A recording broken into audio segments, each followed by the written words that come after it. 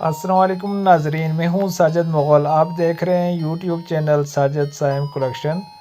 आज हम फॉरवर्ड और रिवर्स मोटर को चलाने के लिए पैनल की वायरिंग करेंगे। अब हम एक एमसीबी ब्रेकर लेते हैं, दो स्टार्टर लेते हैं, एक फॉरवर्ड के लिए एक रिवर्स के लिए, एक ओवरलोड रिले लेते हैं और एक मोटर ले लेते हैं। अब हम इसकी वायरिंग करेंगे। सबसे पहले हम इसको सप्लाई देते हैं, उसके बाद सप्लाई देते हैं रेड, येलो, ब्लू।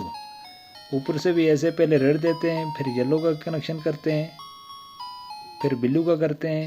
इसी तरह दूसरे स्टार्टर में सेम इसी तरीके से कर देनी है। उसके बाद आप रिले का कनेक्शन कर लेते हैं और दूसरे स्टार्टर से हमने कोई से दो फेस आपस में तब्दील कर देने हैं, ताकि जब हम फॉरवर्ड चलाएं वो एक फेस पे एक तरतीब पे चले, जब रिवर्स चलाने के लिए हमारे फेस चेंज हो जाएं ताकि हमारी मोटर रिवर्स चलने लग जाए। इस तरह हमारा फॉरवर्ड एंड रिवर्स मोटर का पैनल की वायरिंग कंप्लीट हो चुकी है। उम्मीद है कि आपको वीडियो अच्छी लगी है।